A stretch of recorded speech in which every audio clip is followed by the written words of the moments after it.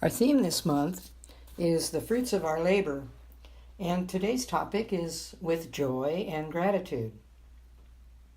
As we go into this next holiday season, it's so important that for our mental, physical, emotional, and spiritual health and well-being to be what we sometimes refer to as prayed up, meaning we are doing our spiritual practices daily and encouraging ourselves to see and be the spirit of Christmas. So far this month I've been talking about prosperity in all its many forms, the fruits of our labor. Today I'm going to challenge all of us to up our consciousness. First of all, by offering some ways that each of us can measure how we're doing, so we can participate in our own lives with joy and gratitude.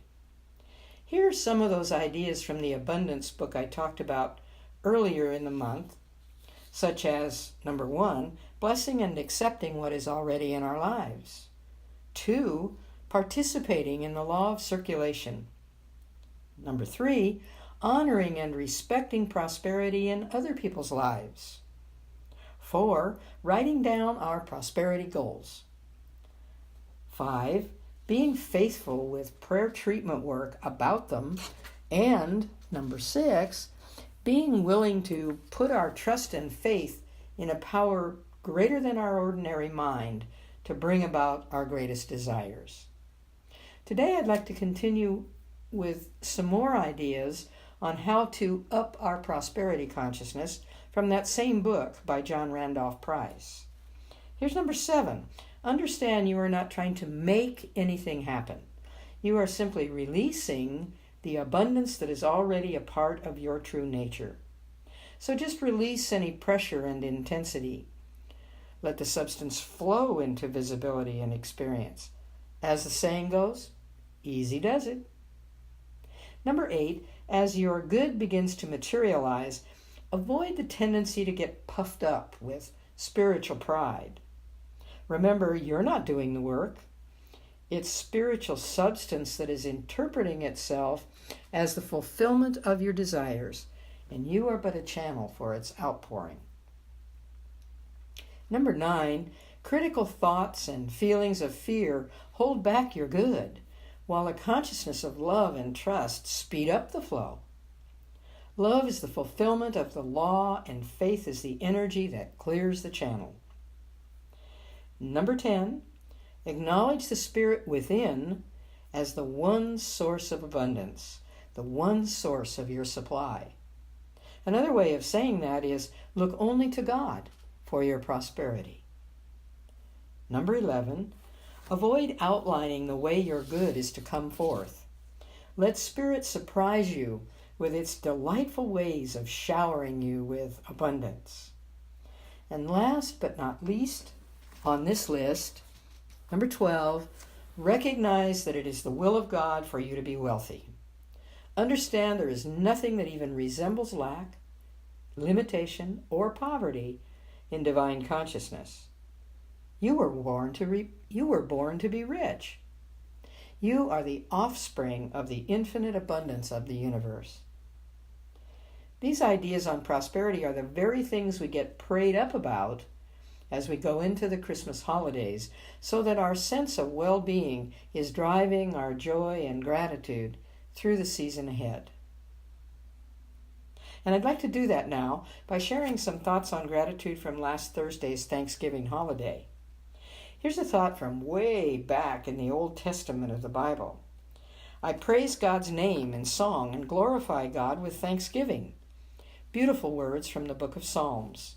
Here are some other things to remember as well. We always carve the turkey just so. We always place the polished silver with precision on the heavily food-laden tables. We always outdo ourselves with wonderful smelling stuffing, freshly made gravy, steaming hot rolls. We're always thankful for the bountiful feast, the visiting friends and perhaps relatives, the new photographs and lively conversation. We also have many reasons to feel compassion for others. for precious lives that have been lost, for children the world over who are not yet warm, not yet fed, not yet educated.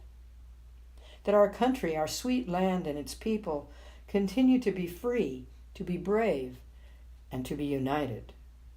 That our government and 100 others stand strong to guard and protect us. That God is the center of our being, the source of our lives, and that we stand proudly in service to that purpose. That we are blessed to be where we can choose our method of spiritual practice as long as it is at no one else's expense or does harm to others. My own Thanksgiving holiday this year was a very unique one. And in the midst of it, I had a birthday and celebrated it with 2 culinary gifts. The first was the chocolatest cake I have ever eaten, and the other a sweet potato haupia pie. So Hawaiian, with sweets from 2 different cultures. Here is a unique gift I received from Universal Brilliance on this triple holiday for me. My oven has stopped working, and I've decided to replace the whole stove with a gas one, preferring that over another electric one.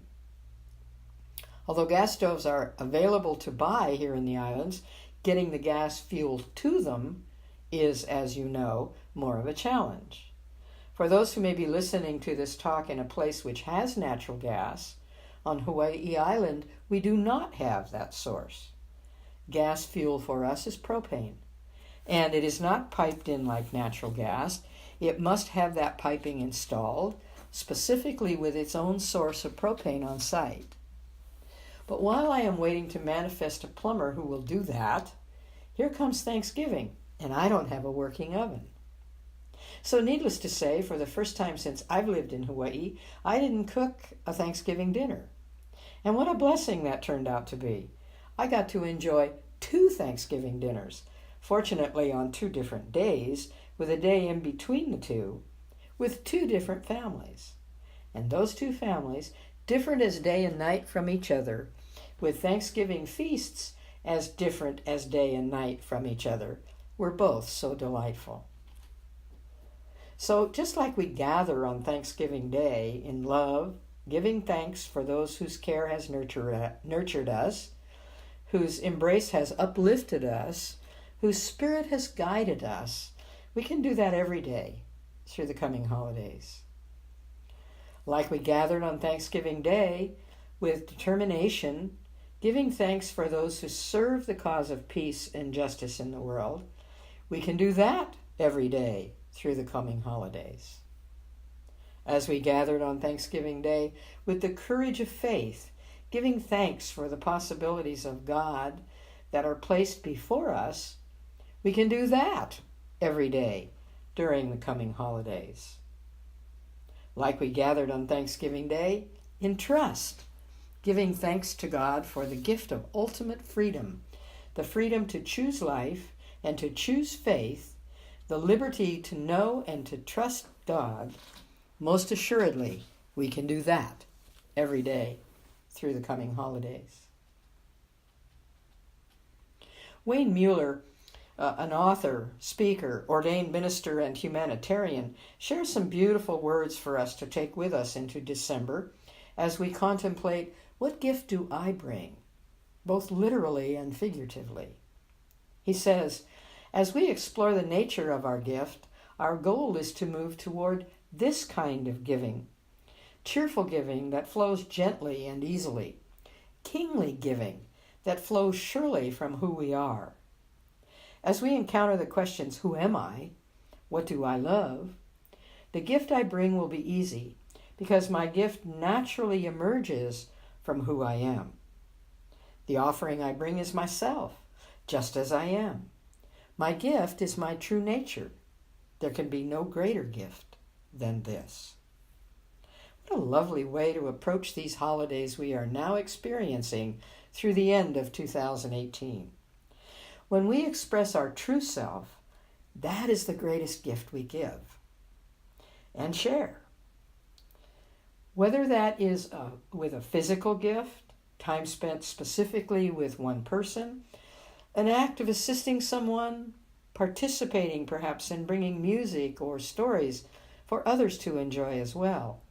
It's all about sharing your own gift, that reason you are here, your passion, your purpose. And I think that celebrating Thanksgiving in November is the perfect opportunity to get prayed up, to see and be the spirit of Christmas. It prompts us to enter this next month in joy and gratitude, to infuse everything we say and do with that underlying expression. I think I will add that to my first words of each day through the end of this year, starting today. I tell my mind what to think and my body how to feel, in joy and gratitude. What a successful outcome to the fruits of our labor. And so it is.